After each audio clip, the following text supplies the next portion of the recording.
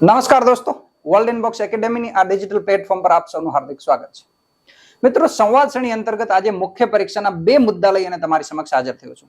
એક તો ગઈકાલે તમને જે પ્રશ્ન મળ્યો હશે એ પોષણ મોડેલ, બે મિત્રા પોષણ મોડેલ. હવે બે મિત્રા પોષણ મોડેલ સિલેબસ સાથે ક્યાં કનેક્ટેડ થાય છે એ પણ જોવાનું છે, અને સાથે સાથે એક બીજો કરંટ અફેરનો મુદ્દો છે, ઇકોનોમિક્સનો મુદ્દો છે. આમ તો એ ઇકોનોમીનો કન્સેપ્ટ છે, પણ સાથે સાથે હાલમાં કરંટ અફેરનો પણ મુદ્દો છે. તો એને લીધે આપણે અહીંયા એડ કર્યો છે, અને એ છે મિત્રો બેઝલ 3. હવે આ બેઝલ 3 નોર્મ્સ છે, બેન્કિંગ સાથે જોડાયેલો એક શબ્દ છે.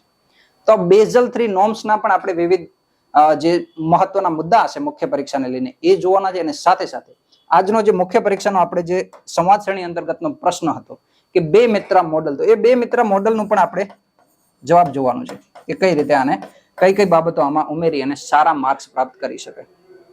તો જોવા જઈશું તો બે મિત્રા મોડેલ, મિત્રો આ મોડેલ એક રીતે તો કરંટ અફેરનો મુદ્દો છે, પણ બીજી રીતે એસેમાં અથવા તો મુખ્ય પરીક્ષામાં એક એક્ઝામ્પલ પણ છે. એક્ઝામ્પલ તમે એથિક્સમાં સિલેબસ જોશો તો સોશિયલ ઇન્ફ્લુએશન અને પરસ્યુએશન આ એક સિલેબસનો ટોપિક છે. જોઈ લઈ તો સોશિયલ ઇન્ફ્લુઅન્સ જે કાલના જે આપણે સંવાદ શ્રેણી અંતર્ગતનો પ્રશ્ન હતો એમાં પણ આ પૂછેલો છે કે સોશિયલ ઇન્ફ્લુઅન્સ, તો સોશિયલ ઇન્ફ્લુઅન્સ એન્ડ પરસ્યુએશન આ બંને મુદ્દાઓ જે છે એ તમારા એથિક્સના સિલેબસના છે, અને એથિક્સના સિલેબસ સાથે આ જે બે મિત્ર મોડેલ છે એ સીધી રીતે કનેક્ટેડ છે. તો સોશિયલ ઇન્ફ્લુઅન્સનો મતલબ છે કે સામાજિક પ્રભાવ.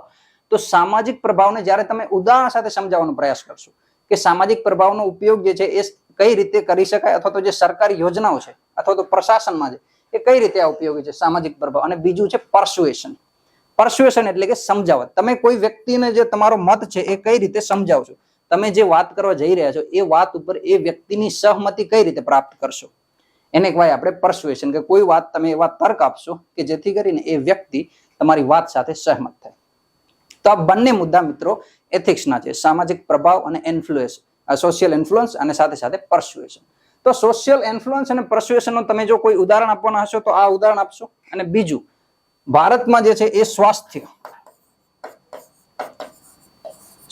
જે છે એ એક મૂળભૂત આપણે કહી શકાય કે સેવા છે જે દરેક વ્યક્તિ સુધી પહોંચવી જોઈએ, અને સ્વાસ્થ્યને લઈને વારંવાર જે છે એ જીપીએસસી પ્રશ્નો પૂછતું હોય. તો સ્વાસ્થ્યને લઈને કોઈ સમસ્યાને ડીલ કરતા હોય તમે કે સ્વાસ્થ્ય ઇમ્પ્રુવમેન્ટ, આમાં સુધાર કઈ રીતે લાવવા.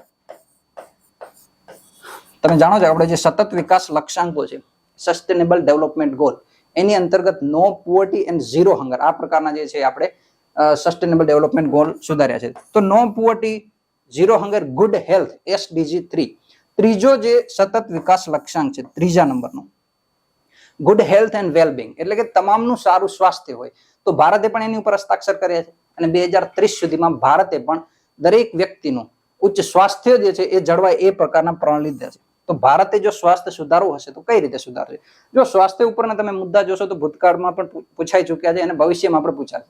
અને 2030 જ્યારે SDG આવશે ત્યારે પણ સવાલ આવશે કે ભારત સ્વાસ્થ્ય ક્ષેત્રમાં કઈ કઈ બાબતોથી હજી દૂર છે, કારણ કે ભારતે સ્વાસ્થ્ય ક્ષેત્રમાં હજી ઘણું બધું ભવિષ્યમાં કરવાનું છે. તો સ્વાસ્થ્યને લઈને સુધારની બાબત હોય કે કઈ રીતે ભારતમાં જે છે એ સ્વાસ્થ્ય સુધારવું, એ જ્યારે તમે કોઈ સજેશન આપતા હોય તો એ સજેશનમાં પણ આ મોડેલનો ઉપયોગ કરવાનો છે કે બે મિત્રા મોડેલનો ઉપયોગ કરો, અને આ મોડેલનો ઉપયોગ કરી અને તમે સ્વાસ્થ્યમાં સુધાર લાવી શકશો.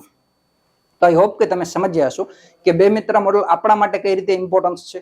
અને એને જો સીધું પૂછે 10 માર્કમાં તો બે મિત્ર મોડેલની તમામ જોગવાઈ તમારે લખવાની છે કે બે મિત્ર મોડેલમાં આવા કાર્યો કરવામાં આવ્યા કે જેનાથી કરીને સ્વાસ્થ્યમાં સુધાર આવે. પણ જો સીધું નથી પૂછાતું 10 માર્કમાં તો પણ આપણે શીખેલું યુઝ કરતા શીખવાનું છે કે આપણી પાસે જે ઇન્ફોર્મેશન છે એ પ્રશ્નના જવાબમાં એડ કઈ રીતે કરવી, અને તર્કબદ્ધ રીતે, વધારાની રીતે નહીં કે માત્ર આવડે છે એટલે એડ કરી દે એ રીતે નહીં, પણ જે રીતે સ્વાસ્થ્યના મુદ્દાને કનેક્ટ થવી જોઈએ એ બાબત, એ રીતે બે મિત્ર મોડેલને એમાં એડ કઈ રીતે કરવાનું એ શીખવાનું છે.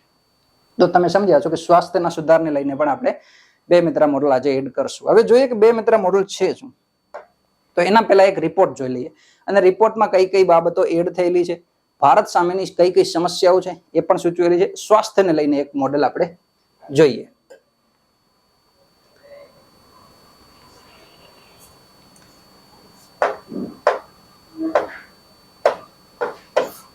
ઓકે, તો આપણે વાત કરશું મિત્રો નેશનલ ફેમિલી હેલ્થ સર્વેની. સરકારી આંકડાનો જ આપણે ઉપયોગ કરવાનો છે. તો નેશનલ ફેમિલી હેલ્થ સર્વે 5.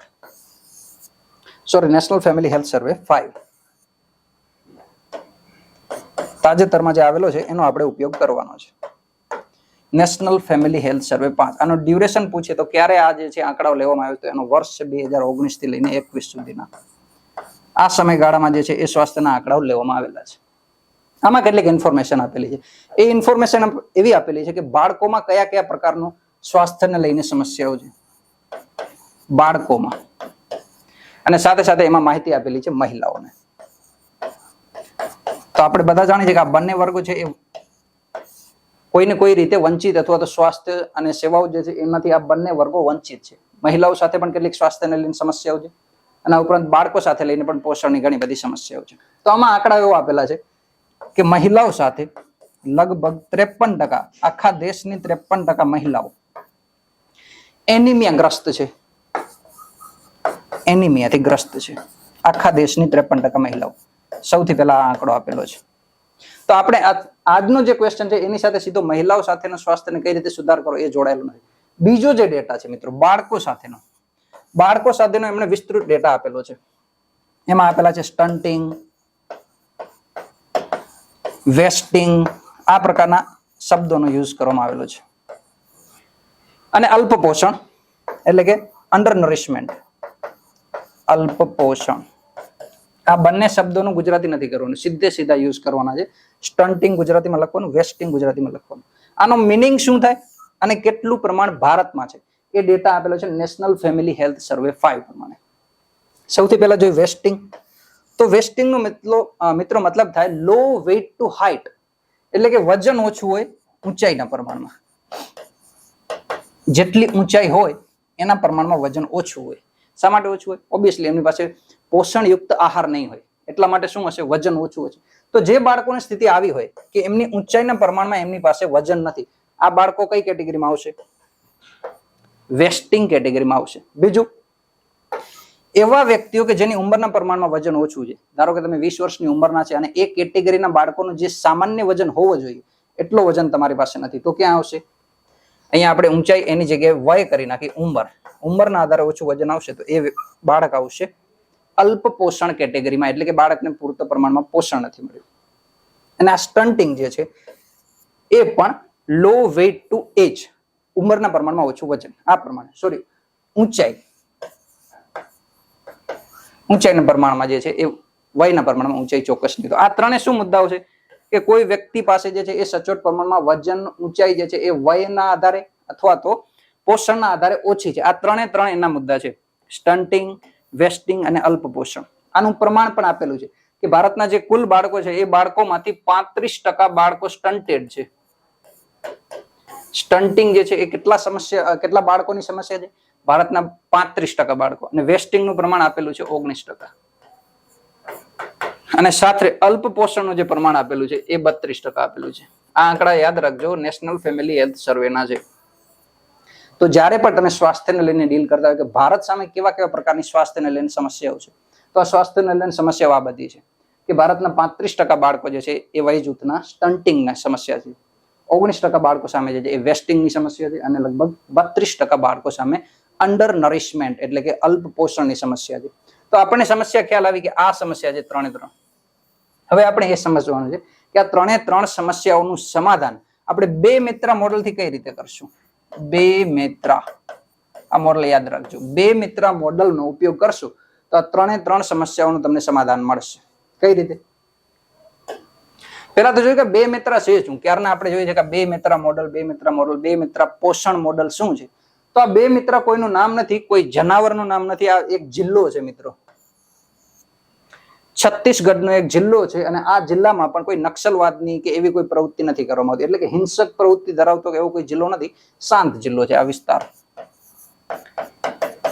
એટલે આપણને એવું લાગે કે ભાઈ આ નક્સલવાદને લઈને એ જે પ્રભાવિત જિલ્લો છે તો એના લીધે પોષણનું પ્રમાણ ઓછું છે, એવું નથી. આ એકદમ શાંત વિસ્તાર છે. 2 મિત્ર જિલ્લો છત્તીસગઢનો છે, રાજ્ય ખાસ યાદ રાખશું. છત્તીસગઢ રાજ્યનો એક જિલ્લો છે 2 મિત્ર. હવે એમાં એવું નોંધવામાં આવ્યું કે આ છત્તીસગઢનો 2 મિત્ર જિલ્લો છે એમાં પોષણનું પ્રમાણ ખૂબ નીચું છે. બાળકો ઘણા બધા જે છે એ કુપોષિત, કાં તો સ્ટન્ટેડ હોય, વેસ્ટેડ હોય, અંડર નરિશમેન્ટ હોય, આ પ્રકારની સમસ્યાઓ ઘણા બધા બાળકોમાં જોવા મળે છે. એટલે એ શું છે? બાળકો કુપોષિત છે. બાળકોમાં પોષણનું પ્રમાણ ખૂબ ઓછું છે, એટલે કુપોષિત બાળકો છે. અને એને લઈ અને આ બાળકોનું પોષણ સુધારવા માટે એક મોડલ અપનાવવામાં આવ્યું અને એટલા માટે જ એ મોડલનું નામ પડ્યું બેમિત્રા મોડલ. તો બેમિત્રા જિલ્લામાં જે કુપોષિત બાળકો હતા એમનું પોષણ સ્તર સુધારવા માટે જે જે ગતિવિધિઓ કરવામાં આવી એ તમામ ગતિવિધિઓ વિદ્યાર્થી મિત્રો આ બેમિત્રા મોડલમાં એડ કરવાની છે. તો આઈ હોપ કે તમે સમજી હશો. અને આ બેમિત્રા મોડલ મિત્રો કરંટનો મુદ્દો છે, એટલે કે કરંટ અફેરના ભાગરૂપે પણ પૂછાઈ શકે, જે છે એ સોસાયટીના ભાગરૂપે પણ મુદાઈ શકે, એક પોલિસી છે તો ગવર્મેન્ટની પોલિસીના ભાગરૂપે પણ પૂછાઈ શકે, અને ક્યાંય ના પૂછાય તો આ એક એક્ઝામ્પલ છે જે સ્વાસ્થ્ય સુધારનો એ રીતે પણ આપણે યુઝ કરવાનો છે. હવે જોઈએ બીજે ક્યાં યુઝ થાય છે તો સીધો એથિક્સનો એક પ્રશ્ન, એક સિલેબસ સાથેનો જે ટોપિક છે સામાજિક પ્રભાવ અને પર્સ્યુએશન. આ બેમિત્રા મોડલમાં આમનો ખૂબ ઉપયોગ કરવામાં આવે છે, સામાજિક પ્રભાવ અને પર્સ્યુએશન. તો બેમિત્રા મોડલમાં કરવામાં શું આવ્યું અને શું સમસ્યા હતી એ જોઈએ. તો બેમિત્રા મોડલમાં પહેલા તો એ ચેક કરવામાં આવ્યું કે ઘણા બધા બાળકોમાં પોષણનું સ્તર ઓછું છે. પોષણનું સ્તર આપણને ખ્યાલ આવે કે ઓછું છે, એનું ચેક કરવામાં આવે કે ભાઈ નક્સલવાદને પ્રભાવિત છે તો ના, નક્સલવાદને લઈને પ્રભાવિત પણ નથી, તેમ છતાં એનું પોષણ ઓછું છે. તો એના સ્તરને માપી અને પછી એમાં કેટલીક ગતિવિધિઓ કરવામાં આવી. આ બે મુખ્ય મુદ્દે હતા કે ભાઈ પોષણની જાળવણી કઈ રીતે કરી શકાય બેમિત્રા જિલ્લામાં, એને લઈને તમામ બાબતો લાગુ કરવામાં આવી. હવે એક નામ યાદ રાખવાનું છે મિત્રો, પોથલૈકા અભિયાન. આ પોથલૈકા અભિયાન જે છે એ છત્તીસગઢ ભાષાનો શબ્દ છે, પોથલૈકા અભિયાન. અને આનું તમે જો ગુજરાતીમાં યાદ રાખશો તો સ્વસ્થ બાળ અભિયાન. યાદ રાખજો, સ્વચ્છ નથી, એટલે બાળકમાંથી કોઈ સ્મેલ આવતી હોય એવો સ્વચ્છ કે એવું કઈ નથી મિનિંગ સમજવાનો. સ્વસ્થ બાળ અભિયાન, સ્વસ્થ બાળ એટલે કે આ બાળકનું જે છે એ પોષણ સ્તર ખૂબ ઊંચું હશે, હેલ્ધી બાળક હશે. આનું મિનિંગ આ થાય છે કે પોથલૈકા અભિયાન, સ્વસ્થ બાળ. તો આ અભિયાન લાગુ કરવામાં આવ્યું બેમિત્રા જિલ્લામાં, છત્તીસગઢના બેમિત્રા જિલ્લામાં આ અભિયાન લાગુ કરવામાં આવ્યું, યાદ રાખશું. હવે અભિયાન અંતર્ગત શું કરવામાં આવ્યું તો એ અભિયાન અંતર્ગત મુખ્ય રીતે તો બે વસ્તુ લાગુ કરવામાં આવી. એક છે પોષણ પરિષદ. હવે પરિષદ થી તમે બધા પરિષદ શબ્દથી એ જાણકાર હશો કે આ પરિષદનું મિનિંગ શું થાય. જીએસટી કાઉન્સિલ, આનું ઇંગ્લિશ કરશો તો તમે ન્યુટ્રિશન કાઉન્સિલ આવું થશે, ન્યુટ્રિશન કાઉન્સિલ. અને કાઉન્સિલ નો આપણને બધાને ખ્યાલ છે પરિષદ મિનિંગ થાય. કાઉન્સિલ શબ્દથી તમે જીએસટી કાઉન્સિલ છે, યુનાઇટેડ નેશન સિક્યુરિટી કાઉન્સિલ છે, મંત્રી સ્તરીય પરિષદ, મિનિસ્ટ્રીયલ કાઉન્સિલ, આ બધા કાઉન્સિલ શબ્દો તમે સાંભળ્યા હશે કે પરિષદ શબ્દ આપણે ક્યાં વાપરતા હોઈએ કે ઘણા બધા લોકો એક સાથે મળી અને કોઈ બાબત ઉપર ચર્ચા કરતા હોય, વિચાર વિમર્શ કરતા હોય, એને આપણે શું કહીએ છીએ, કાઉન્સિલ કહીએ છીએ. તો અહીંયા પણ એ જ મુદ્દો આવે કે એમણે શું કર્યું, પોષણ પરિષદ એક બનાવી, પોષણ કાઉન્સિલ. તો અહીંયા શું મુદ્દો હશે, ન્યુટ્રિશન ઉપર ચર્ચા થશે કે બેમિત્રા જિલ્લામાં બાળકોનું સ્વાસ્થ્ય કેમ ખરાબ છે એ મુદ્દા ઉપર તમામ ચર્ચા થશે. આ ઉપરાંત ભવિષ્યમાં એ પોષણનું સ્તર કઈ રીતે સુધારી શકાય એ મુદ્દાઓ ઉપર ચર્ચા કરવા માટે એમણે શું કર્યું, એક કાઉન્સિલનું ગઠન કર્યું. સાથે સાથે એક નિરીક્ષણ પ્રણાલી પણ તૈયાર કરી. સૌથી મોટી સમસ્યા એ છે, કોઈ યોજના લોન્ચ કરવામાં આવે, કોઈ નવો પ્રોગ્રામ લોન્ચ કરવામાં આવે, કોઈ નીતિ લોન્ચ કરવામાં આવે તો સમસ્યા શું થાય છે કે સ્ટાર્ટિંગમાં જ્યારે યોજના કોઈ લોન્ચ થાય ત્યારે તો એનું કાર્ય જે છે એ સરળતાથી આગળ વધતું હોય, પણ સમય સાથે એનું જે પ્રદર્શન છે એ પ્રદર્શન નીચે જાય, નબળું પડતું જાય. તો સમસ્યા ત્યાં આવે કે પ્રદર્શન મેઝરમેન્ટ કોણ કરશે? 5 મહિના પછી તમે જે યોજના લોન્ચ કરી હતી એ યોજનાનું પરફોર્મન્સ એવું છે કે નહીં એ કોણ ચેક કરશે? એના માટેની કોઈ મિકેનિઝમ હોવી જોઈએ. એ મિકેનિઝમ તૈયાર કરવામાં આવી અહીંયા કે ભાઈ આ પોથલૈકા અભિયાન જે છે, સ્વસ્થ બાળ અભિયાન છે, એ બાળ અભિયાન લોન્ચ કરીને અમે જતા નથી રહેવાના બધા. સમય સાથે એનું પ્રદર્શન પણ મેઝરમેન્ટ કરવામાં આવશે, માપવામાં આવશે કે જે ઉદ્દેશ્યો સાથે આપણે આ અભિયાન લોન્ચ કર્યું હતું એ ઉદ્દેશ્યો આપણને પ્રાપ્ત થયા, એમાં કઈ સુધાર થયો, પોષણમાં કઈ સુધાર આવ્યો કે નહીં, એ બધી વસ્તુ ક્યાં ચેક કરવામાં આવશે? તો નિરીક્ષણ પ્રણાલી ચેક કરવામાં, એક નિરીક્ષણ પ્રણાલીનું ગઠન કરવામાં આવ્યું. તો આ બે વસ્તુ મેજર છે, એક છે ન્યુટ્રિશનલ કાઉન્સિલ અને બીજું છે એ રોબસ્ટ મોનિટરિંગ સિસ્ટમ, એટલે કે મજબૂત નિરીક્ષણ પ્રણાલી. આ બંને વસ્તુ જે છે એ બેમિત્રા મોડેલનો એક મહત્વનો અંગ છે એમ કહી શકાય. આ બે વસ્તુ તમારે ફરજિયાત લખવાની. ત્રીજું, આ લાગુ ક્યાં કરવામાં આવી? કેન્દ્રમાં લાગુ કરવામાં આવી, રાજ્યમાં લાગુ કરવામાં આવી કે કઈ રીતે જે છે એ સ્ટેટ કાઉન્સિલ લાગુ કરવામાં આવી? તો આંગણવાડી કેન્દ્રોમાં, જો સૌથી મહત્વનો મુદ્દો, આંગણવાડી કેન્દ્રોમાં લાગુ કરવામાં આવી છે. આ કોઈ કેન્દ્ર સરકારની સમિતિ બનાવી અને લાગુ નથી કરવામાં આવી. બેમિત્રા મોડેલની અથવા તો પોથલૈકા અભિયાનની સૌથી ઇમ્પોર્ટન્ટ ટોપિક એ લાગુ થઈ છે આંગણવાડી કેન્દ્રોમાં. તો સાહેબ આંગણવાડી કેન્દ્રોમાં કેમ લાગુ કર્યું? રાજ્ય સરકાર પોતાના હાથમાં તો રાખી શકતી હતી. એનું રીઝન એ છે કે જે જમીની સ્તર છે, લોકો જે છે એ સીધા કોની સાથે જોડાયેલા હશે? આંગણવાડી સાથે.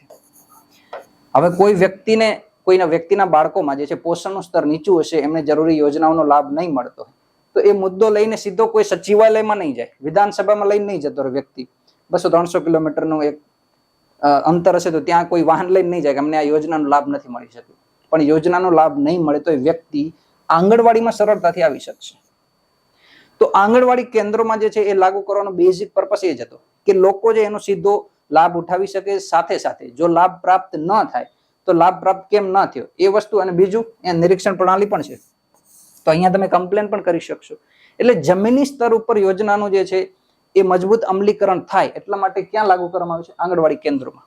અને એટલા માટે જ આપણે, તમે યાદ હશે કે 72-73 જે બંધારણીય સુધારા છે, 72nd and 73rd and 74th, sorry, આ 73મો અને 74મો બંધારણીય સુધાર છે, એને આપણે શું કીધું કે ભાઈ પંચાયતી રાજ. પંચાયતી રાજ કેમ કીધું? પંચાયતી રાજ કારણ કે અહીંયા પંચાયત પાસે સત્તાઓ છે. અને સાથે સાથે આની સાથે એક બીજો શબ્દ પણ ઉમેરવામાં આવે છે કે ભાઈ લોકશાહીનું વિકેન્દ્રીકરણ. આ વિકેન્દ્રીકરણ શબ્દ બહુ ઇમ્પોર્ટન્ટ છે. વિકેન્દ્રીકરણ કારણ કે આમાં સત્તાઓ જે છે એ રાજ્ય પાસેથી 28, 29 અને 18 જેટલા વિષયોમાં સત્તાઓ કોની પાસે જાય છે? પંચાયતો પાસે જાય છે. અને પંચાયતો કોની સાથે સીધી સંકળાયેલી છે? સ્થાનિક લોકો સાથે. સ્થાનિક લોકોમાંથી જે છે એ કોઈ વ્યક્તિ ચૂંટાય અને સરપંચ બનશે. તો એટલે પંચાયતી રાજમાં સત્તાઓ સીધી લોકો પાસે આવે છે. એટલે આપણે આને શું કીધું કે સ્થાનીય શાસન. સ્થાનીય શાસન એટલે કે લોકો જે છે એ પોતાનો પ્રતિનિધિ જે છે એ પસંદ કરી અને પ્રતિનિધિ જ લોકો ઉપર શાસન કરશે. એટલે કે એ લોકોની તમામ સમસ્યાઓનું નિવારણ કરશે. તો જેમ પંચાયતી રાજમાં આપણો ઇમ્પોર્ટન્સ શું હતો કે જમીની સ્તર ઉપર જે છે એ લોકો જનભાગીદારી નોંધાવે, આ જે યોજનાઓનો લાભ છે એ મેળવે અને જે સમસ્યાઓનું નિવારણ છે એ ત્યાં લાવે, જમીની સ્તર ઉપર જ. એટલે કે સીધું સંસદની નિરીક્ષણ પ્રણાલીમાં હશે તો ઓબ્વિયસલી વ્યક્તિ સીધો કોઈ સંસદ પાસે જઈ અને કોઈ પોતાની સમસ્યાનું સમાધાન નહીં લઈ આવી શકે. એમની પાસે એટલી કનેક્ટિવિટી નહીં હોય. પણ જો પંચાયત સ્તરે સત્તા આપવામાં આવે તો પંચાયત સ્તરે જે છે કોઈ વ્યક્તિ સરળતાથી જશે અને પોતાની યોજનાઓના લાભ મેળવશે, એનું સમાધાન મેળવશે. તો એ જ ઉદ્દેશ્ય અહીંયા પણ રાખવામાં આવે છે. આ વિકેન્દ્રીકરણ એ જ છે કે સત્તાનું વિકેન્દ્રીકરણ કરવામાં આવ્યું. તો અહીંયા શું કરવામાં આવ્યું? આંગણવાડી કેન્દ્ર સ્તરે યોજના લાગુ કરવામાં આવી કે જેથી કરી અને સ્થાનિક લોકો જે છે આંગણવાડી કેન્દ્ર સાથે જોડાય. આ આંકડો યાદ રાખજો. 72 આંગણવાડી કેન્દ્રમાં તો 3 મેજર વસ્તુ થઈ. એક તો આંગણવાડી સ્તરે એટલે કે સ્થાનીય સ્તરે, જમીની સ્તરે લાગુ કરી છે યોજના 2 મિત્ર મોડેલમાં. તો જ્યારે તમે કોઈ વસ્તુ મેઇન્સમાં એ વસ્તુ કે યોજનાના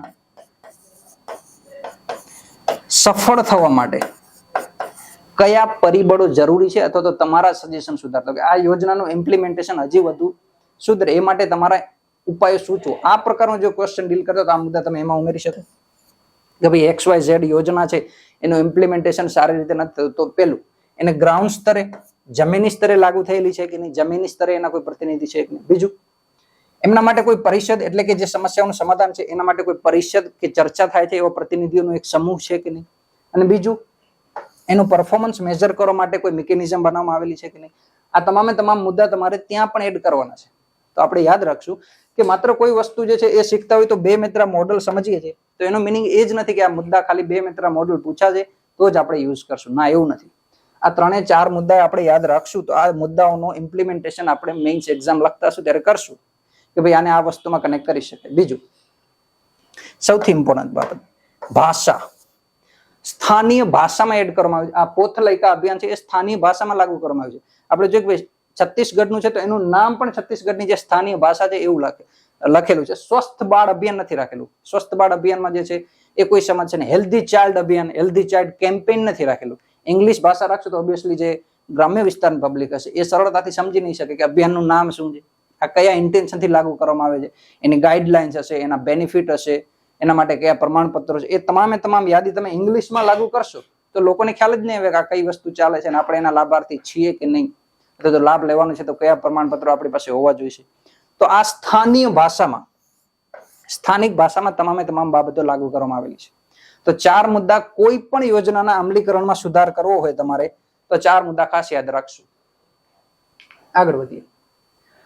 બીજું, પોથલયકા અભિયાનમાં આ વસ્તુ બહુ ઇમ્પોર્ટન્સ કરવામાં આવી, પરસ્યુએશન. પરસ્યુએશન નો મિનિંગ શું થાય? પરસ્યુએશન તમારો એથિક્સ નો પણ એક સીધો ટોપિક છે. પરસ્યુએશન નો મિનિંગ એ છે કે કોઈ વસ્તુ ઉપર તમે સહમતિ મેળવો. તમે કોઈ વસ્તુ રજૂ કરો છો, કોઈ વાત કરો છો, કોઈ મુદ્દો કરો છો, તો એના ઉપર લોકોની સહમતિ તમને કઈ રીતે મળશે? લોકોની સહમતિ. તો લોકોની સહમતિ મેળવવા માટે જે તમે ટ્રિક્સ અપનાવશો, એમનો એટીટ્યુડ, તો વલણ પરિવર્તન કરશો, એને આપણે શું કહીશું? પરસ્યુએશન. આનું એક ગુજરાતી મિનિંગ છે સમજાવટ. લોકોને તમે સમજાવો કે કઈ રીતે આ વસ્તુ સાચી છે, બાળકોનું પોષણ કઈ રીતે સુધરશે. તો અહીંયા પરસ્યુએશન ઉપયોગ કરવામાં આવે છે. હવે પરસ્યુએશન એટલે એવું નહીં કે તમે ત્યાં પોથલેખા અભિયાન લઈ અને છત્તીસગઢના 2 મેત્રા જિલ્લામાં ગયા, ત્યાં બધાને એક હારે કલેક્ટ કર્યા, ભેગા કરીને કહી દીધું કે આ તમારા લાભ માટે છે, અને લોકોએ માની લીધું સરળતાથી. એવું નહીં થાય. આમાં તમારે અલગ અલગ ટેકનિકો અપનાવવી પડશે. જેમ કે આ પોથલેખા અભિયાનની જ વાત કરી, તો એમાં એમણે શું કર્યું છે કે કોઈ ગ્રામ્ય સ્તરે અથવા તો આંગણવાડીમાં લાગુ કરશે એના પહેલા શું કરશે? જે પંચાયત સચિવ હશે, પંચાયત સચિવને બોલાવશે. પંચાયત સચિવને એનો ઇન્ચાર્જ સોંપશે કે ભાઈ આ યોજનાનું અમલીકરણ આ સાહેબ કરવાના છે, પંચાયત સચિવ. બીજું, ગામનો સરપંચ. ગામના સરપંચને એ યોજનાના અમલીકરણમાં અથવા તો જ્યારે એ લોન્ચ કરવામાં આવશે તો એ સરપંચ પણ સાથે હશે, જેથી કરી અને ગામના લોકોએ વિશ્વાસ મેળવ્યો કે આ યોજનાના અમલીકરણમાં આપણો પણ સભ્ય છે, એટલે આપણું પ્રતિનિધિત્વ છે. તો સરપંચ અને તલાટી સચિવ છે, આવા લોકો હોવાથી શું થશે? લોકોએ યોજનાના ઉદ્દેશ્યો અને શું કરવાના છે એની ઉપર એક વિશ્વાસ મેળવશે કે આ લોકો જે છે એ આપણા લાભ માટે છે. ઓબ્વિયસલી આપણા જે સભ્યો એની સાથે જોડાયેલા છે. બીજું, એમને ધાર્મિક વડાઓને પણ બોલાવે. એમાં ધાર્મિક વડાઓ. તો હવે સાહેબ આ યોજનાના અમલીકરણમાં પોલિસી મેકિંગમાં કઈ ડેટા એડ કરવાના હતા ધાર્મિક વડાઓ? તો ના, ધાર્મિક વડાઓ જે છે એ કોઈ પોલિસી મેકિંગ કરવા માટે નહીં, બટ એ પોલિસીના ઇમ્પ્લિમેન્ટેશનમાં યુઝ કરવાના હતા. કઈ રીતે? કે ધાર્મિક વડાઓ છે, ધારો કે કોઈ હિન્દુ સોસાયટીમાં અથવા તો મુસ્લિમ સોસાયટીમાંથી લોકો આવે છે અને આ યોજનાના અમુક મુદ્દાઓ સાથે અથવા તો યોજનાના અમલીકરણ સાથે એમને કોઈ સમસ્યા છે. ધારો કે જે છે આ પોષણ છે, તો એમાં દૂધ, આ પ્રકારના ફળ, ફ્રૂટ, આ પ્રકારની વસ્તુ આપવામાં આવશે અથવા તો જે છે એનું એ લોકો સુધી પહોંચ બનાવવામાં આવશે અને લોકોને એવી સલાહ આપવામાં આવશે. આપણે જે પોષણ કાઉન્સિલ બનાવી, ન્યુટ્રિશનલ કાઉન્સિલ બનાવે, એનું કામ શું છે? એ લોકોને સમજાવજે કે તમારી જે ખાવાની પ્રણાલી છે એ ખાવાની પ્રણાલીમાં શું સમસ્યા છે. તમે લોકો હાથ ધોવો છો કે નહીં જમ્યા પહેલા? તમે દિવસમાં કેટલી વખત જમો છો? કેટલી કેલરી ઇન્ટેક કરો છો? બાળક છે તો બાળકને કેટલી કેલરીની જરૂર હોય? વયસ્ક છે તો વયસ્કને કેટલી કેલરીની જરૂર હોય? કયા સમયે જમવું યોગ્ય રહેશે, કયા સમયે ન જમવું યોગ્ય રહેશે, કઈ કઈ વસ્તુ જમવી જોઈએ? આ દૂધ છે, એ પ્રકારની લીલી જે શાકભાજી છે, આ પ્રકારના જે છે એ એમને સજેશન આપ્યા છે. તો આ સરળતાથી તો કોઈ માની નહીં લે ને કે ભાઈ અમુક વ્યક્તિ, ધારો કે કોઈ દેવી દેવતાની માન્યતા છે કે અમે લોકો દૂધ નથી પીતા, અમે દૂધ નથી પીતા, અમારા જે XYZ દેવતા છે એ અમારી માન્યતા છે, એમનું હનન થાય છે. તો એ બાબતો સમજાવવા માટે ધાર્મિક વડાઓ એને ખૂબ સરળતાથી સમજાવી શકે. ભાઈ દૂધ જે છે એ વ્યક્તિના સ્વાસ્થ્ય માટે સારી બાબત છે અને દૂધ જે છે ખાવાથી વ્યક્તિનું જે છે સ્વાસ્થ્ય સુધરશે. તો એ બાબત તમે જઈને સમજાવશો તો એવું લાગશે કે તમે એમની ધાર્મિક બાબતો ઉપર હસ્તક્ષેપ કરો છો. પણ તમે ધાર્મિક વડાઓને પહેલા સમજાવશો, પરસ્યુએટ કરશો, ભાઈ આ બાબત જે અમે લોન્ચ કરવા જઈ રહ્યા છીએ, આ પોથલેખા અભિયાન, એમાં દૂધ એડ છે, તો કઈ બાબતને લઈને એડ છે અને શા માટે એડ કર્યું છે, એનો લાભ શું મળશે, એ તમામ બાબત તમે અહીં સમજાવશો પેલા ધાર્મિક વડાઓને, તો ધાર્મિક વડાઓ સમજશે સરળતાથી. અને ધાર્મિક વડાઓ જે છે એનો જે છે મેસેજ હશે એ લોકોમાં સરળતા થઈ જશે. એ સ્થાનિક લોકોને ઓળખતા હશે, સ્થાનિક લોકોની આસ્થા, વિશ્વાસ આ લોકો સાથે જોડાયેલી હશે. એટલે આ લોકોનો જે મત હશે એ સરળતાથી લોકો સ્વીકારી લેશે કે ભાઈ ઓકે, આ લોકો અગર કહે છે તો આ વસ્તુ સાચી હશે. તમારી સીધી વાત જે છે એ સ્થાનિક લોકો નહીં માને. એટલા માટે આ તમામ ટેકનિકો શું છે? પરસ્યુએશન છે, કે લોકોનું મત કઈ રીતે બદલાવો, લોકોને પોતાની વાતમાં સહમત કઈ રીતે કરવા.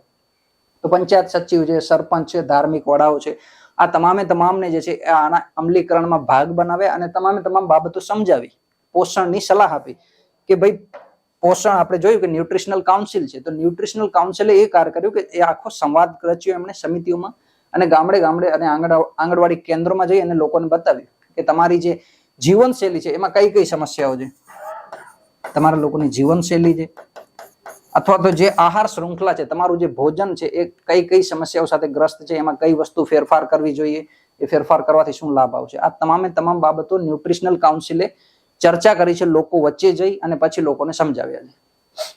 તો આપણે યુનિસેફ જોઈએ. બીજું, આપણે ઘણા લોકો યોજનામાં એક વસ્તુ લખતા હોય કે આંતરરાષ્ટ્રીય સહયોગ મેળવવાનો. તો આંતરરાષ્ટ્રીય સહયોગ મેળવવાનું ઉદાહરણ પણ તમને આમાં મળશે. યુનિસેફ આની સાથે જોડાયેલું હતું. યુનિસેફે આને ટેકનિકલ આસિસ્ટન્ટ આપ્યું છે. ટેકનિકલ આસિસ્ટન્ટ એટલે ટેકનિકલ આસિસ્ટન્ટનો મિનિંગ એ જ છે કે કેટલા વિસ્તારમાં જે છે એ કેટલા લોકો કુપોષિત છે, એ લોકોમાં અમુક સમય પછી કોઈ સુધાર આવ્યો કે નહીં, આ યોજનાનું વિસ્તરણ કયા હજી વિસ્તારમાં કરવાની જરૂર છે, કેટલા કર્મચારી જોશે, આ તમામ બાબતો છે એ યુનિસેફે એને લાગુ પાડી છે ટેકનિકલ. તો પોલિસી મેકિંગમાં જે છે એ ટેકનોલોજીનો ઉપયોગ કઈ રીતે કરાય, આંતરરાષ્ટ્રીય સહયોગ કઈ રીતે મેળવી શકાય, એ બાબત તમે અહીં શીખી શકો કે 2 મિત્ર મોડલમાં આપણે આંતરરાષ્ટ્રીય સહયોગ પણ મેળવ્યો છે, ટેકનોલોજીનો ઉપયોગ પણ કર્યો છે, ડેટા એનાલિસિસ પણ કર્યું છે. તો આ તમામ બાબતો છે. બીજું તાલીમ. હવે આ દરેક વસ્તુમાં આવતું હશે કે તાલીમ કોને? સરકારી કર્મચારીઓને. સરકારી કર્મચારીઓને તાલીમ આપવી જરૂરી છે. શા માટે છે સરકારી કર્મચારીઓને તાલીમ આપવાની જરૂર છે? તો જ્યારે 2 મિત્ર મોડલ અમલીકરણ કરતા હશે તો આ તમામ લોકો જે સ્થાનિય લોકો સાથે સંવાદમાં આવશે, સ્થાનિય લોકોને કોઈ વસ્તુ સમજાવતા હશે, અને આ સરકારી લોકોનો જો વ્યવહાર એમને અનુકૂળ નહીં હોય તો એટલે વ્યવહાર અનુકૂળ નહીં હોય તો એ લોકો એમની વાતે રિસ્પેક્ટ નહીં કરે, એમની સાથે કોઈ જાતનું કોર્ડિનેશન નહીં કરે, સંકલન નહીં કરે. તો એમનો વ્યવહાર કેવો હોવો જોઈએ લોકો સાથે? આ ઉપરાંત લોકોની સમસ્યાઓ સમજવી જોઈએ કે લોકો તમને જે સમસ્યાઓ જે સૂચવે છે એનું સમાધાન તમારી પાસે છે કે નહીં, લોકોનો કઈ રીતે વિશ્વાસ જીતો. આ તમામ તાલીમ આપી છે માત્ર ને માત્ર 2 મિત્ર મોડલ માટે. એટલે કે 2 મિત્ર મોડલમાં જેટલા સરકારી કર્મચારી હતા એને ખાસ પ્રકારની એક તાલીમ આપવામાં આવી કે આપણે આ પોથલેખા અભિયાનનું ઇન્ટેન્શન શું છે, એના માટે તમારે કઈ કઈ જવાબદારી નિભાવવી પડશે. પછી આ ઉપરાંત ભ્રષ્ટાચાર કે રેડ ટેપિઝમ તમારે નથી કરવાનું ત્યાં જઈને. આ બધી બાબતોની માત્ર એક જ મુદ્દાને લઈને તાલીમ આપેલી છે કે પોથલેખા અભિયાનમાં આપણે આટલા કર્મચારીઓ છે તો એમને સ્પેશિયલ તાલીમ, પોથલેખાની તાલીમ. તો તાલીમ આપેલી છે સરકારી કર્મચારીઓને. તો આટલી બાબતો હતી, 7 બાબતો આપણે યાદ રાખશું. 4 બાબતો આ, એક તો ક્યાં લાગુ કરવામાં આવી છે, કયા 2 મજબૂત બાબતો છે, સ્થાનિક ભાષા છે, એની સાથે સાથે પરસ્યુએશનનો ઉપયોગ કઈ રીતે કર્યો, યુનિસેફનો ઉપયોગ કઈ રીતે કર્યો, તાલીમ શા માટે આપી. તો આ તમામ બાબતો છે પોથલેખા અભિયાનની, આને બીજા મોડલમાં પણ તમે લાગુ કરી શકશો. તો મિત્રો આપણે જોયું કે 7 મુદ્દા છે. આ 7 મુદ્દા કોઈ પણ યોજનાને સફળ બનાવવા માટે જરૂરી છે. આ 7 થી 7 મુદ્દાઓ તમે યાદ રાખજો. કોઈ બીજા મોડલમાં સ્વાસ્થ્યને લઈને સુધાર માટે જરૂરી હોય તો 7 મુદ્દા એડ કરજો. સાથે સાથે 2 મિત્ર મોડલ અથવા તો પોથલેખા અભિયાન લઈને સીધો પ્રશ્ન પૂછાય તો આ 7 થી 7 મુદ્દા સમજાવી અને સરળ ભાષામાં તમે 200 શબ્દોમાં એક મસ્ત આન્સર તૈયાર કરી શકશો. હવે જોઈએ પરિણામ કે ભાઈ આટલું બધું કર્યું તમે ઇમ્પ્લિમેન્ટેશન માટે, આ લોકોને પરસ્યુએટ કર્યા, સામાજિક પ્રભાવનો યુઝ કર્યો, ન્યુટ્રિશનલ કાઉન્સિલ બનાવી, એનું પરિણામ શું આવ્યું? તો 54% લોકો એટલે કે જેટલા લોકો કુપોષિતમાં હતા, કુપોષણમાં એટલે પેલી તમામ બાબતો હમણાં આપણે સમજ્યા, અંડર નરિશમેન્ટમાં હોય કે સ્ટન્ટિંગમાં હોય કે વેસ્ટિંગમાં હોય, કોઈ પણ જાતની કુપોષિત હોય આમાં ગણવામાં આવશે. એ કુપોષણમાંથી 54% લોકો 54% બાળકો બહાર આવી ગયા. આ આંકડો ખાસ યાદ રાખશું કે ભાઈ પોથલેખા અભિયાન શરૂ કર્યું, 2 મિત્ર મોડલ અપનાવ્યું, એનો લાભ શું થયો? 54% બાળકો કુપોષણની બહાર આવ્યા. તો હવે આપણે આને કઈ રીતે યુઝ કરશું કે દેશમાં કુપોષણને લઈને કોઈ પણ સમસ્યા હોય તો કઈ રીતે સુધારી શકાય? તો આ એડ કરજો કે આટલા 54% બાળકો એક સમયગાળામાં 2 મિત્ર મોડલમાં પોથલેખા અભિયાન માટે બહાર કાઢવામાં આવ્યા છે. તો આ મોડલ સમગ્ર રાષ્ટ્ર સ્તરે જો લાગુ કરવામાં આવે તો SDG 3 આપણને પ્રાપ્ત થાય. સસ્ટેનેબલ ડેવલપમેન્ટ ગોલ નંબર જે 3 છે. તો દેશમાં ઘણા બધા બાળકો છે, ઘણા રાજ્યોના બાળકો છે, એ વંચિત છે સ્વાસ્થ્યથી અને એમને જરૂરી પોષણ નથી મળતું. તો એ મેળવવા માટે આ SDG 3 તમારે પ્રાપ્ત કરવો હશે તો આ તમામ બાબતો સમગ્ર રાષ્ટ્ર સ્તરે જો લાગુ કરવામાં આવે તો આપણને પણ આનાથી પણ સારા પરિણામો પ્રાપ્ત થાય. તો આ ખાસ યાદ રાખજો, પરિણામ શું આવ્યું આ પોથલેખા અભિયાનનું. બીજું, આનું ઇમ્પોર્ટન્સ શું છે? પોથલેખા અભિયાનનું કઈ મહત્વની બાબતો છે? તો પહેલી બાબત, આમાં સરકારે કોઈ અલગથી રાશિ નથી આપી. પોથલેખા અભિયાન જે લાગુ કર્યો એનાથી કોઈ રાશિ અલગ નથી આપી. તો સાહેબ રાશિ અલગ નથી આપી તો લોકોનું સ્વાસ્થ્ય સુધર્યું કઈ રીતે? આપણે ન્યુટ્રિશનલ કાઉન્સિલ બનાવી છે. આ ન્યુટ્રિશનલ કાઉન્સિલનું કામ શું છે? કાઉન્સિલ શબ્દ આવે એટલે આપણને સમજવા આવવું જોઈએ કે સલાહ સૂચન ભલામણોની એક ટીમ છે, એક સમૂહ છે. તો આ ન્યુટ્રિશનલ કાઉન્સિલે ગ્રામ્ય સ્તરે જઈને શું કર્યું છે કે એક તો લોકોની જીવનશૈલીમાં કયા સુધારની જરૂર છે, બીજું જે અંધશ્રદ્ધાઓ અને ખોટી માન્યતાઓ લઈને લોકો જે પોતાની ખોરાક શૃંખલા છે અથવા તો જે ભોજન છે એમાં અમુક વસ્તુ એડ નથી કરતા, એ વસ્તુને રોકવા માટે ધાર્મિક વડાઓનું જે છે એ એમણે સામેલ કર્યા યોજનાના અમલીકરણમાં. આ તમામ બાબતોથી લોકોની જીવનશૈલીમાં પ્રભાવ આવ્યો.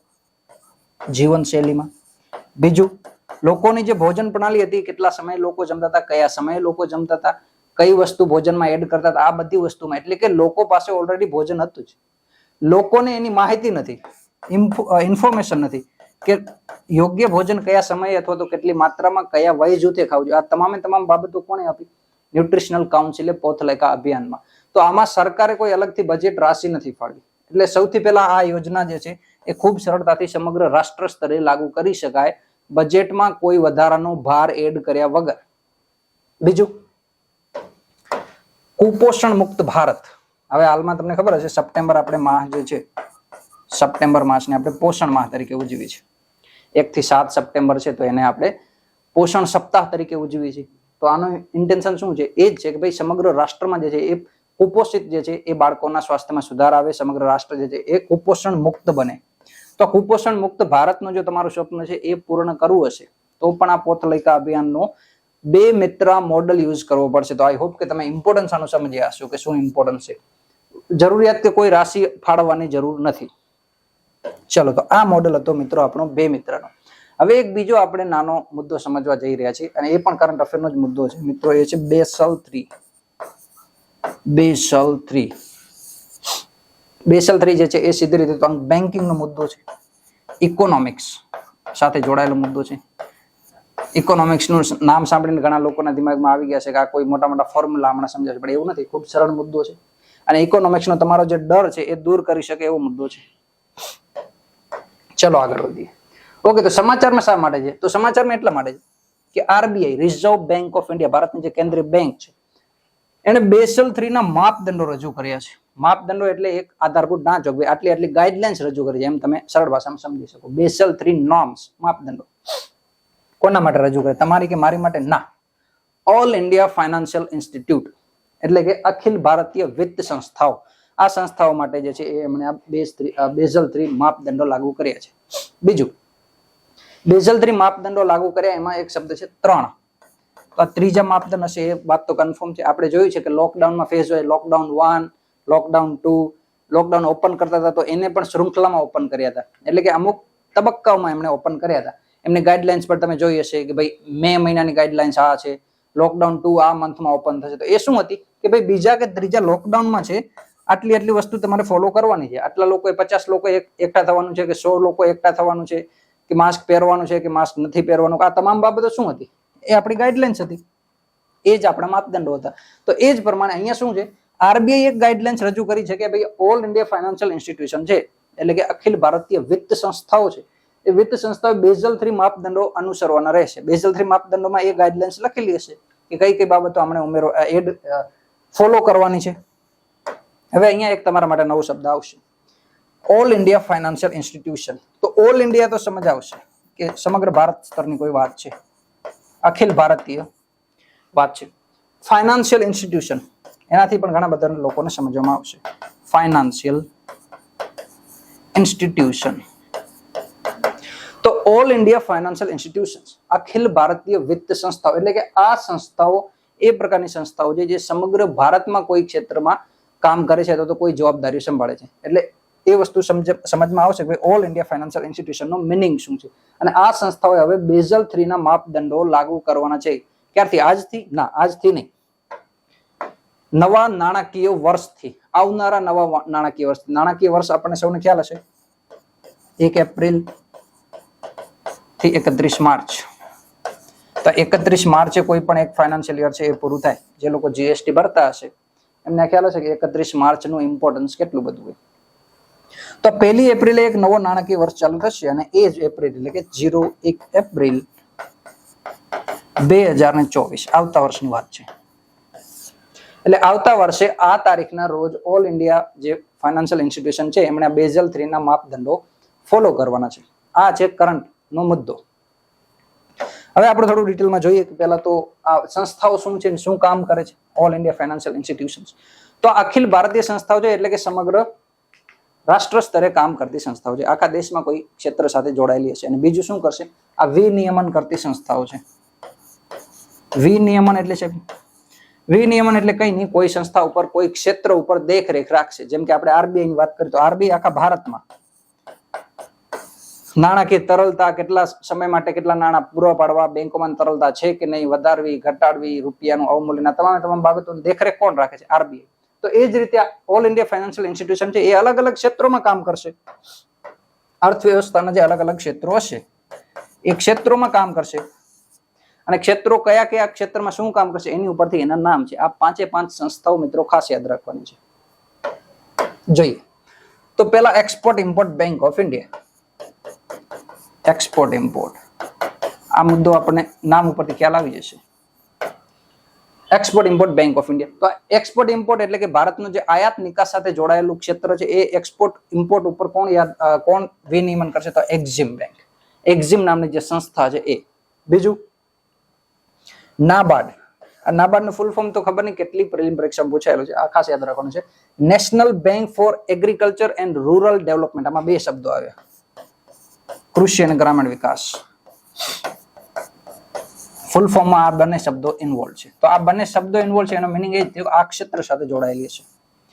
કૃષિ અને ગ્રામીણ વિકાસને લઈને જો કોઈ કાર્ય કરવાનું હશે, કોઈ ધિરાણ આપવાનું હશે, લોન આપવાની હશે, તો એ કામ કોણ કરશે? નાબાર્ડ કામ કરશે.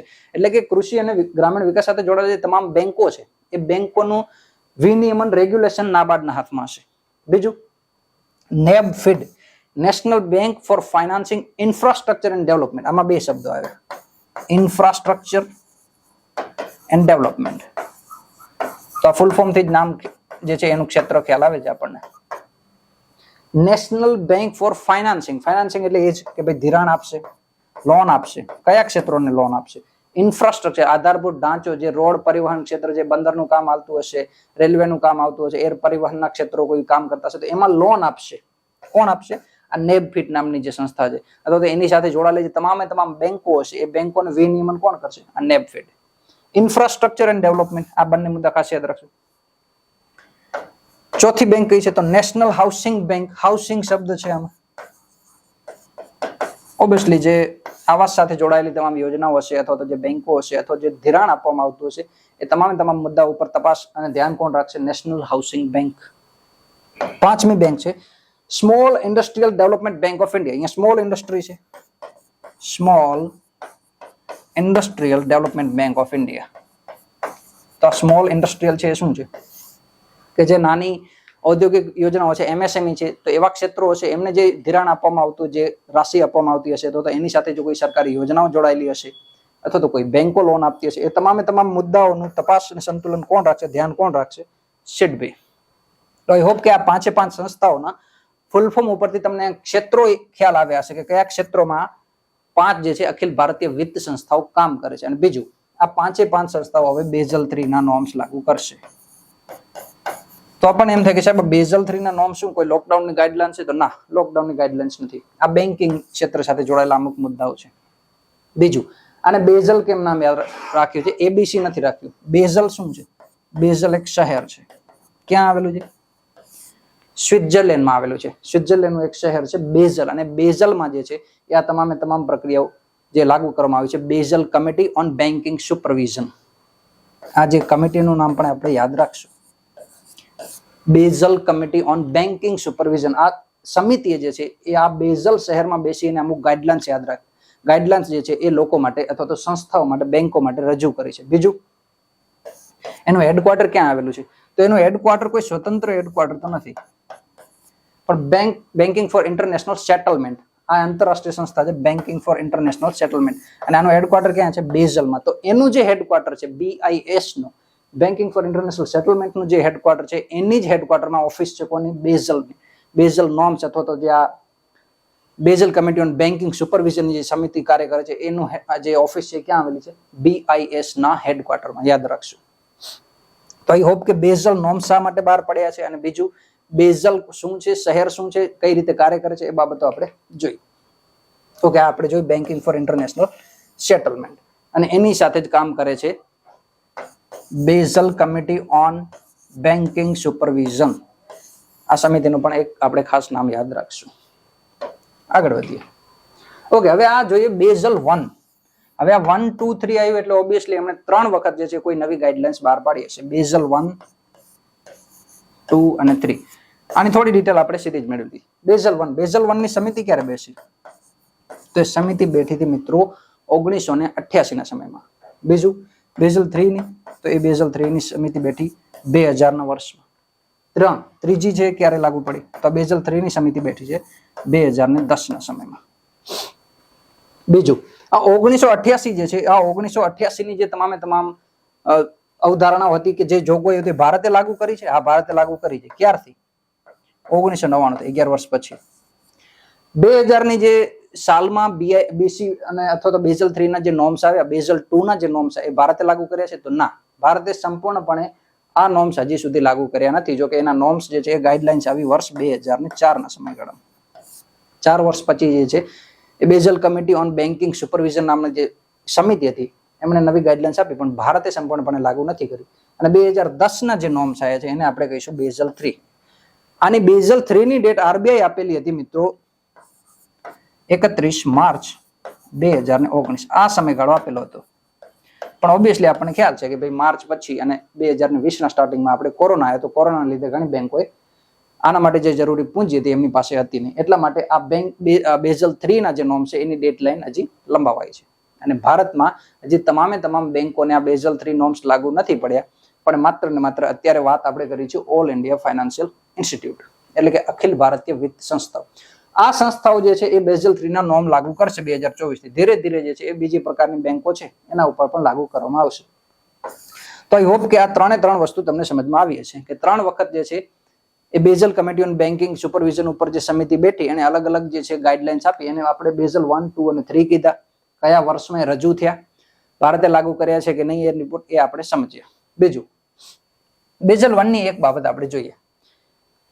એને કીધું છે કે ભાઈ minimum capital required asset ratio 8% હોવો જોઈએ. હવે આ થોડું ઇકોનોમિક સાથે જોડાયેલો મુદ્દો છે, તો એને આપણે સમજીએ. કોઈ બેંક છે, કોઈ પણ બેંક, એ બેંક પાસે મૂડી શું હોય? બેંકની મૂડી શું? બેંક પાસે પૈસા ક્યાંથી આવે? પહેલા બેંકની પોતાની મૂડી હોય. જે પણ લોકો રોકાણ કરતા હોય, 5-10 લોકો મળીને કોઈ બેંક કરતા હોય, સહકારી બેંક હોય, તો એમની પાસે જે મૂડી હોય એટલે કે પોતાની કેપિટલ, બેંકની પોતાની કેપિટલ. બીજું, જે સામાન્ય લોકો છે, દેશના નાગરિકો છે, એ ઘણા બધા લોકો જે છે એ એફડીઆરડી કરાવતા હશે અથવા તો શેર કે બોન્ડના આધારે બેંકમાં રોકાણ કરતા હશે. તો શેર બોન્ડ છે એટલે કે લોકોની રોકાણ, શેર બોન્ડ કે એફડીઆરડી કે તમે જે કહી શકો. તો પબ્લિક ફંડ એમ પણ કહી શકશો તમે. પબ્લિક કેપિટલ, લોકોની જે કેપિટલ છે, જમા રાશિ કરાવેલી છે એ. આ બે વસ્તુ છે. ધારો કે બેંકની પોતાની કેપિટલ છે અમુક 90 રૂપિયા, અને બેંકને શેર બોન્ડ અથવા તો લોકોએ જે પૈસા જમા કરાવે છે, હાઉસ હોલ્ડ જે પૈસા જમા કરાવે છે 10 રૂપિયા છે, તો બેંક પાસે ટોટલ 100 રૂપિયા છે. આ બાબત અહીંયા આવી. હવે અહીંયા શું કીધું છે? Capital required to risk weighted ratio, એટલે કે તમારી જે 100 રૂપિયા જે તમારી પાસે, એ 100 રૂપિયા તમે લોન આપો છો, કોઈ વ્યક્તિને લોન આપો છો, અને એ લોન પાછી નહીં આવે તો કોઈ જોખમ રહેલું છે કે 100 રૂપિયા તમે કોઈ વ્યક્તિ એક્સ ને લોન તરીકે આપ્યા, અને એ વ્યક્તિ જે છે એ વિજય માલ્યાભાઈ છે, અને ધારો કે એ નીકળી ગયા દેશમાંથી બહાર, તો તમારા 100 રૂપિયા હવે પાછા નહીં આવે. તો 100 રૂપિયા પાછા નહીં આવે તો તમારી કેપિટલ તો જશે, પણ સાથે સાથે આ લોકોએ તમારી બેંકમાં રોકાણ કર્યું હતું, આ લોકોના પૈસા પણ જશે. બીજી વાત, આ લોકોના પૈસા જશે તો લોકોની માંગ ઘટશે અને લોકો બેંકમાં પૈસા ઓછા રાખશે અને અર્થવ્યવસ્થાને બહુ મોટું નુકસાન જશે. તો લોકોના અને તમારા બંનેના પૈસા ધોવાય છે, નુકસાન જાય છે. એના માટે તમારે એક બફર રાશિ રાખવાની. બફર શબ્દ તમે જાણતા હશો કે ભાઈ કોઈ વસ્તુને લઈને નુકસાન થતું હોય તો એ નુકસાન થવાની સંભાવના થોડી ઓછી હતો, તો એને ઓછું કરી શકાય એના માટે કોઈ અલગ રાશિ રાખવા. તો તમારી પાસે અગર 100 રૂપિયા છે તો એ 100 લોનમાં નથી આપી દેવાના. 100 માંથી તમે 92 રૂપિયા લોનમાં આપો. 8 રૂપિયા જે છે એ જોખમ તરીકે રાશિ તમારી પાસે રાખો કે જો આ 92 રૂપિયા પાછા નહીં આવે તો આ લોકો જે છે અથવા તો જે બેંક રનની સ્થિતિ આવશે, તે બેંક રનની સ્થિતિમાં તમે લોકોને પૈસા આપી શકશો સરળતાથી, અથવા તો જે આ લોકોના પૈસા છે એમને અમુક અંશે તમે ચૂકવી શકશો. તો આઈ હોપ કે તમે આ minimum capital required to weight asset ratio, ખાલી નામ જ યાદ રાખવાનું છે, એમાં ડિટેલ નથી કરવાનું. CRAR, risk weighted asset ratio. Risk weighted asset ratio નો મતલબ એ જ થાય કે જે તમે રાશિ આપો છો એના સામે જોખમનું એક પ્રમાણ છે. તમે કોને પૈસા આપો છો? ઇન્ફ્રાસ્ટ્રક્ચરમાં આપો છો, કોઈ ઇન્ડિવિજ્યુઅલને આપો છો, કોઈ ફેક્ટરીમાં રોકો છો, કોઈ ફોરેન ડાયરેક્ટરને આપો છો. જે વ્યક્તિને પણ તમે રૂપિયા આપશો, ઓબ્વિયસલી એ વ્યક્તિ રૂપિયા પાછા આપશે કે નહીં એના ઉપર એક જોખમ છે. તો એ જોખમના બફર તરીકે તમારે 8% જેટલી રાશિ તમારી પાસે રાખવાની છે. એવું ક્યારેક કહેવામાં આવ્યું 1988માં જે બેઝલ 1 ના નોર્મ જ્યારે બહાર પડ્યા એ, અને આ નોર્મ ભારતે 1999માં લાગુ કરી દીધા. આટલી ડિટેલ આપણે બેઝલ 1 તરીકે યાદ રાખવાની છે. બેઝલ 1 ની જે ગાઈડલાઇન્સ હતી એના ઉપરથી યાદ રાખશો. બેઝલ 2 ની જે છે આપણે યાદી હમણાં જ જોઈ કે ભાઈ 2000 વર્ષમાં આવી. અને 2000 વર્ષની આવી અને એક સમિતિ રિપોર્ટ આપે 2004માં કે ભાઈ સમગ્ર દેશભરની જે બેન્કિંગ પ્રણાલીઓ છે આ બેઝલ 2 હવે લાગુ કરશે. તો એમાં ખાસ ફેરફાર નથી કરવામાં આવ્યા, પણ બીજું એમાં એ કહેવામાં આવ્યું કે ભાઈ જોખમનું જે પ્રમાણ છે એ 8% જાળવી રાખવાનું રહેશે. સાથે સાથે બીજું એ કહેવામાં આવ્યું બેન્કિંગ કમિટી બેન્કિંગ સુપરવિઝન અમુક બીજા 3-4 જેટલા જોખમો એડ કરવામાં આવ્યું કે આ જોખમો પણ એડ કરો. સાથે સાથે તમારે આ જોખમો ઉપર પણ ધ્યાન રાખવાનું રહેશે. જો કે એ ટેકનિકલ બાબત છે એટલું યાદ નહીં રાખી, જસ્ટ બેઝલ 2 નું આપણે વર્ષ યાદ રાખશું, ક્યારે સમિતિએ રિપોર્ટ આપ્યો અને ભારતે હજી આ સંપૂર્ણપણે લાગુ નથી કરેલા. આટલી બાબતો આમાંથી યાદ રાખશું. ઓકે, ત્રીજી બાબત બેઝલ 3. બેઝલ 3 પહેલા એક બીજો મહત્વનો મુદ્દો સમજવો છે 2008 નો, અને એ જે ઘટના ઘટી એને કારણે જ આ બેઝલ 3 નોર્મ્સ લાગુ થયા છે. બેઝલ 3 નું આપણે વર્ષ યાદ રાખ્યું છે 2010, જસ્ટ 2 વર્ષ પહેલાની ઘટના છે 2008માં. તો 2008માં શું થયું? સબપ્રાઇમ ક્રાઇસિસ નું નામ તમે સાંભળ્યું હશે. Subprime crisis. આ સબપ્રાઇમ ક્રાઇસિસ છે એ કોઈ પિઝાનું નામ નથી, આ એક નાણાકીય સંકટ છે, એટલે કે વિત્તીય સંકટ છે. વિત્તીય સંકટની શરૂઆત થઈ હતી મિત્રો અમેરિકામાં જે હોમ લોન ને એ બધા પ્રકારના લોન આપવામાં આવેલા હતા. તો એ બેંકોને હોમ લોન ચૂકવવા માટે લોકો સક્ષમ નહોતા અને ત્યાંથી શરૂઆત થઈ અને ધીરે ધીરે અમેરિકા સાથે જોડાયેલા વિશ્વભરના તમામ અર્થવ્યવસ્થાઓ છે એની ઉપર એની અસર થઈ, એની ઇકોનોમી જીડીપી જે છે એની ઉપર પણ અસર થઈ. તો સબપ્રાઇમ ક્રાઇસિસ આવ્યો 2008ના વર્ષમાં, અને 2008ના વર્ષમાં આવ્યો એટલા માટે બેઝલ 2 ની જગ્યાએ એક નવી ગાઈડલાઇન્સ જારી કરવા માટે વર્ષ 2010માં ફરીથી આ જે Basel committee on banking supervision હતી એ બેઠી અને એને રિપોર્ટ આપ્યો, અને એ કહેવાના બેઝલ 3. અને બેઝલ 3 નું પણ આપણે નામ યાદ રાખશું કે ભારતે હજી સંપૂર્ણપણે લાગુ નથી કર્યા. 31 માર્ચ 2019ના આરબીઆઈ અમુક ગાઈડલાઇન્સ આપી અમુક બેંકો માટે, પણ કોરોનાને લઈને એને લંબાવવામાં આવ્યું અને શરૂઆતમાં વર્તમાનમાં જે આપણે જોયું કે ઓલ ઇન્ડિયા ફાઇનાન્શિયલ કમિશનને આપણે લાગુ કરી છે. અને બીજી બે મહત્વના મુદ્દા છે કે આમાં ધીરે ધીરે જે કેપિટલ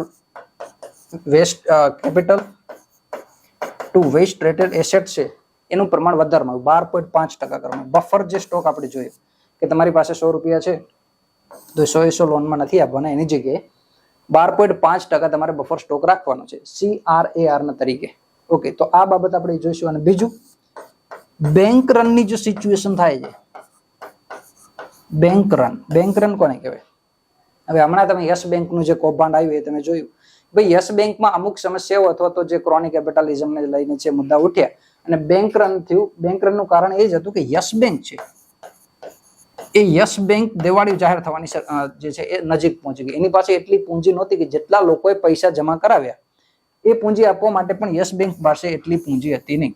ધારો કે આ યસ બેંકે કોઈ XYZ લોકોને લોન આપી હશે, એ લોકોને લોસ જાય છે, તો ઓબ્વિયસલી એ લોકો યસ બેંકની વ્યાજ કે મુદ્દલ પરત નહીં કરે. તો યસ બેંકમાં જે લોકોના પૈસા છે એમની મૂળ રાશિ પણ જશે. તો આ હાલતમાં શું થશે? તો આની સાથે જેટલા પણ લોકો રોકાણકાર હશે, જેટલા લોકોએ પૈસા યસ બેંકમાં રોક્યા છે, એ તમામ લોકો એક સાથે જઈને માંગશે કે અમારા પૈસા આપો. તો ઓબ્વિયસલી યસ બેંક પાસે એટલી પૂંજી નહીં હોય કે તમામ લોકો આવે એને એક સાથે આપી દે કે આ તમારા પૈસા, એટલી નહીં હોય, કારણ કે એ લોકોએ ઓલરેડી ક્યાંક રોકેલા હશે. બેંકનો જે નિયમ છે એ છે કે ભાઈ તમને બેંક 6% વ્યાજ દર આપે છે, તમે 100 રૂપિયા એડ કરો છો, તો બેંક એ તમારા 100 રૂપિયા લઈ બીજા કોઈકને 7% વ્યાજ આપશે. અનિલ અંબાણી જેવા જે કોઈ વ્યક્તિ હશે એને કરોડોમાં લોન જોતી હશે, તો તમારી પાસેથી પૈસા લઈ અને એને 7% વ્યાજ આપશે, અને 1% જે છે એ યસ બેંકની કમાણી છે. પરંતુ આ વ્યક્તિ જો 100 રૂપિયા પરત જ નહીં કરે તો બેંક તો દૂર, વ્યાજ તો દૂરની વાત છે, મુદ્દલ જ પરત નહીં કરે તો ઓબ્વિયસલી તમારા પૈસા પણ જવાના છે. તો આ યસ બેંક છે, યસ બેંક સાથે એ ઘટના ઘટી અને તમામ લોકો એક સાથે પહોંચી જાય કે ભાઈ અમારા પૈસા આપો. તો એને શું કહે છે આપણે? Bank run. તો બેંક રનની સ્થિતિમાં જે છે એ આરબીઆઈ અમુક ગાઈડલાઇન્સ શરૂ કરતી હોય, જેમ કે યસ બેંકમાં બહાર પાડી દે કે ભાઈ કોઈ પણ વ્યક્તિ 50,000 થી વધુ પૈસા નહીં ઉઠાવી શકે. એક સીમા નક્કી કરી દેવાની, 50,000 થી વધારે રૂપિયા કોઈ પણ રોકાણકાર એક સાથે ઉઠાવશે નહીં. આવા આરબીઆઈ ગાઈડલાઇન્સ જારી કરી. તો આમાં બેઝલ 3 માં પણ એ જ કહેવામાં આવ્યું કે ભાઈ જો બેંક રનની સ્થિતિ તમારી પાસે ઉદ્ભવે છે તો તમારી પાસે 30 દિવસ સુધી નાણાકીય પ્રવાહ જળવાઈ રહે. એટલે કે ભલે લોકો 50,000 રૂપિયા જે છે તમારી બેંકમાંથી ઉઠાવશે, આરબીઆઈ ગાઈડલાઇન્સ પણ 50,000 રૂપિયા જેટલા લોકો લેવા આવે છે એ લોકોને તમે 30 દિવસ સુધી આપી શકો હોવા જોઈએ, એટલું બફર સ્ટોક તમારે રાખવાનું છે. બીજું આપણે જોયું કે minimum capital required to risk weighted ratio જોયું, તો એ પણ 12% પ્રમાણ જાળવી રાખવાનું છે, 12.5% જેટલું. તો આ બે વસ્તુ આપણે ખાસ યાદ રાખશું કે એક તો બેંક રનની સિચ્યુએશનમાં તમારી પાસે 30 દિવસ જે છે નાણાકીય પ્રવાહ જળવાઈ રહે એટલું જે છે એ બફર સ્ટોક હોવો જોઈએ, અને બીજું 12.5% તરીકે તમારે CRAR જાળવવાનો છે. તો આઈ હોપ કે બેસેલ 1, 2 અને 3 ના શું મુદ્દાઓ છે, બેન્કિંગ સુપરવિઝન જે છે એ કઈ રીતે કરવામાં આવે છે, શા માટે જે અમુક રાશિ છે એ બફર સ્ટોક તરીકે રાખવામાં આવે છે, બેંકની આવક ક્યાંથી હોય છે, બેંક રન કોને કહેવાય, આ મુદ્દાઓ તમને સમજમાં આવ્યા હશે 2010 ની સમિતિના આધારે. ઓકે મિત્રો, તો આજે આપણે બે મુદ્દા જોયા. એક તો બે મિત્ર મોડલ ઉપર આપણે જોયું અમુક કેટલા જે સ્વાસ્થ્યને લઈને મુદ્દાઓ હતા, અને સાથે સાથે એક નાનકડો કરંટ અફેરનો મુદ્દો પણ જોયો કે ભાઈ બેઝલ 3 નોર્મ્સ શું છે, કઈ રીતે લાગુ કરવામાં આવશે, કયા ક્ષેત્રો ઉપર લાગુ પડશે. તો આશા છે કે તમને આ તમામ મુદ્દાઓ જે છે એ સમજમાં આવ્યા હશે, અને આવા જ નવા મુદ્દાઓ સાથે આપણે સંવાદ શ્રેણી અંતર્ગત નવા એક સેશન સાથે મળશું. ધન્યવાદ.